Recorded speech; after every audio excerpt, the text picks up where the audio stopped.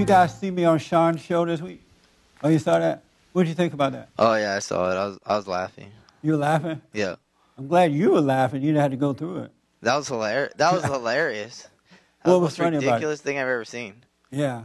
It was the way that she was trying to skewer you while she was behaving ridiculously. Yeah. And then I actually tweeted after that. I tweeted to her. Oh, good. I tweeted, you know, the how your you know, the way she was behaving was a great example of how, you know, liberal females are ruining America. Yeah. And that's exactly what you guys were arguing about. Yeah. She was acting out what I was saying. So I told her that she was, you know, that she was a great example of how liberal females were stinking up America. Did she treat you back? No, she didn't tweet me back. Oh. But I bet she didn't. I don't know if, you know, I put you in it, and I sent that to Sean, you know, just a little tweet there to Sean Hannity. And good, man. What did you think about it? Did you see it? Mm-hmm. What did you think? I agreed with him. I really couldn't. I thought she really didn't portray herself very professional. She was very emotional. Yeah. And I think that really exemplified when she, you know, she stated when Sean asked her, "You can't hijack my show," and she was so emotional. And she said herself, "I just found out that you were going to be on the show a few minutes ago," and her emotions just totally hijacked her. Yeah. And she just wouldn't. First of all, it wasn't true that she didn't know I could be on the show because they let us know the day of at least who we're going to be on there with. So she knew about it. It's just that she was so angry that she was just already filled with this rage, so she couldn't help herself. And her rage really, I really saw it because she really wasn't there to ask you a question or clarify. Right. Her mind was made up, and she was there to jump on the opportunity of attacking you personally. Yeah. How did I handle it? I thought it went well. Yeah. Because I think Sean Hannity handled it well because he just let her make a fool out of herself. Yeah. And you tried to clarify it, but she wouldn't let you put a word in, you know, one way or the other, which just made it clear that her mind was made up. That's right. For those who don't know what we're talking about, this past Tuesday night, I was on Sean Hannity's TV show, Fox News there, and there was this woman, liberal Democratic strategist person, Kristen Power, I think her name is, Kirsten Power. And she was upset at me about, she had watched one of my Sunday services where we were talking about how the women are screwing up America. I think, what did I say? What was the title of that? Oh, building a shameless society. Created a shameless society. And at the end, I did say conservative women who don't hate men are not like that, you know, but we talked about that, and she saw that. She was really mad. That was like a couple months ago. So she'd been mad at me for a couple months, right? And I never met her in person before that I can remember. So I walk into the studio, and she was in the makeup room. When I went into the makeup room, I saw her there, but I didn't see her face. And so we were walking into the stage, onto the set, and she was in front of me, and I still didn't, it wasn't computing that this woman was mad at me. I didn't think about that at all. And so we sat down on stage there. They sat her right next to me. And I said, "Oh, this is Christian." I said, "Hey, how you doing?" And she barely looked at me. And like she was able to get out a grunt.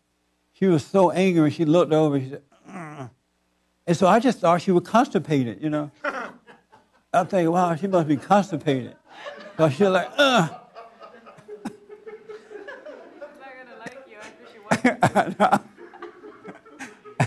And she was holding her hand, and she looked up. Ugh. So I'm thinking, S-likes, you know, and I didn't have any on me. But have you ever been so mad you could barely speak to someone, the person you're mad at? That's when you get to that point, you're mad. And so Sean started the show, and then he asked her a question, and then at that point, she said, "I have to hijack your show here. I've never done this before." Then she said to Sean, that she didn't know I was going to be on there. And then she goes on about what I had said to certain women. And I'm sitting there thinking, wow, this is great. What an opportunity for me to be on a national TV show, international show, where everybody and their mama are watching, and I can talk about something that can help people rather than just politics all the time. And so that's what I mean. Don't put up any resistance against things like that. And when you don't put up any resistance, then you can deal with it properly. And when I opened my mouth, I have to tell you, God really gave me everything I said to say without me having to think about it. Because I didn't get mad about it. I didn't feel embarrassed. I didn't feel that, even though she was attacking me, I didn't feel attacked or anything like that. I just stayed in the center, calm center, and it just worked just like that. And that's where you want to be in life. When people attack you, you want to be like that, where you don't feel anything. So you got to practice not putting up any resistance against life, because people are going to come at you. Family members are going to do some weird things, and you need to be ready for that. And don't put up a fight against it. And that's where your growth is. Don't get mad. I had total fun with her doing it. I wish we could have gone on and on. And she would have screamed up in there after a while. And I want you, and God wants you to get to that point in life where you're not insulted by anybody or anything. Let them think and say what they want to you, but you have compassion for them as God has compassion for us. I'm telling you, God never get mad at us about being silly. You notice that? He never get angry. He put up no resistance. And we have the same ability to do the same thing. But you got to overcome anger first. If you have anger in your body, you're not going to be able to live this way. If you have any resentment, you got to not put up resistance. I had a good time. And Sean said to us, well, maybe you guys should go to lunch after this. Remember that? I'm like, yeah, right. No, he was hardly going to lunch. I think he said, are you guys going to get a room? And then you said, no, we'll go to lunch. Oh, okay. I think that's what I heard. Yeah. And she was like, no way. I'm like, yeah, we'll do it. No problem. I could have gone to dinner with her and enjoyed my dinner because I put up no resistance. I didn't take it personally. If you find that spot in life, the kingdom of heaven shall be yours. And I used to be an emotional person, so I know what it is to put up a fight against challenges and against life. I used to be like wimpy, wimp here. Really. I'm telling you, I used to be weak to life. But when God took away my anger, he took away my weakness in that area. And I don't care what anybody think about me or what they say about me, to hell with you. I don't care if it's my mama, and my mama's dead. She gone to glory. Yes, ma'am. I just wanted to, not to pick on her, but to use her as an example. Yeah. What do you think? Because I thought it was interesting that when she gave a disclaimer before she started the hijack. So to me, it was premeditated. She knew what she was doing. Mm-hmm. She knew that she just couldn't suppress her emotions or put him, in the back of her mind. She knew that she was completely overwhelmed. And so when she gave the disclaimer, what do you think about that?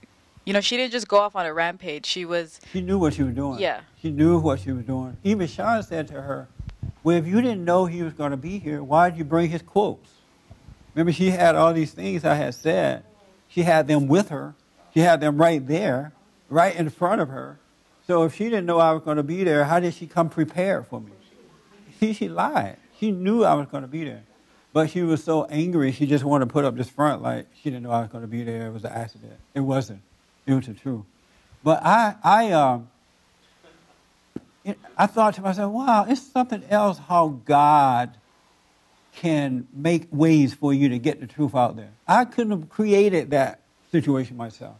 It would not, if I had I tried to create that same situation, it would not have gone as well as it did. I could not have done that.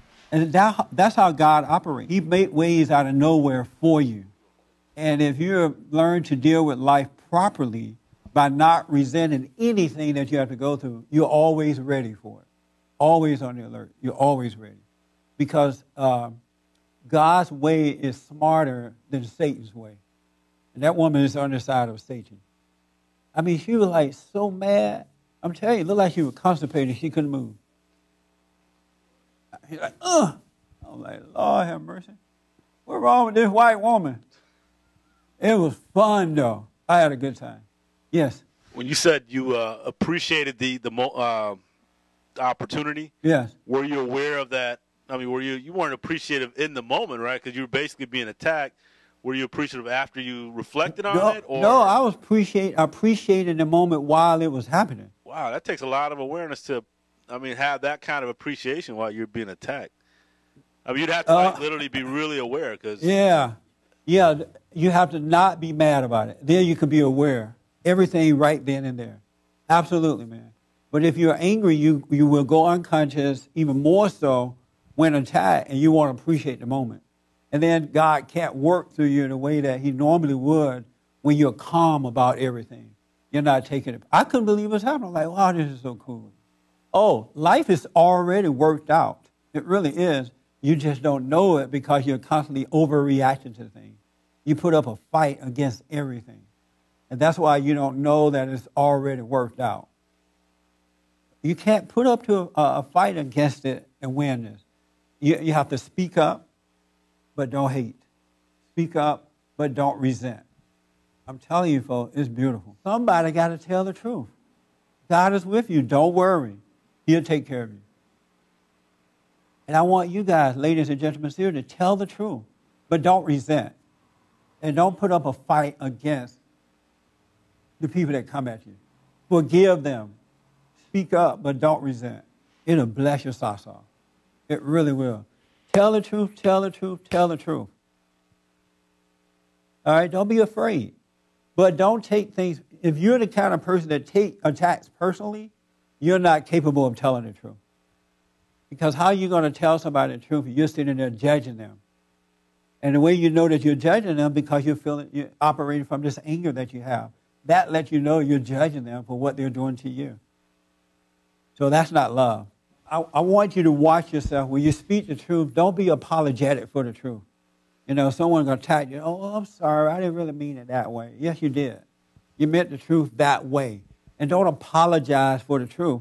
And if someone is like overreacting, their feelings are hurt by the truth, oh, you hurt my feelings. You tell them, you know what, get over your anger and you can get over the feelings.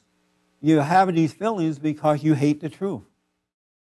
For more information or to purchase a copy of this show, visit us on the web at www.bondinfo.org or call 1-800-411-BOND.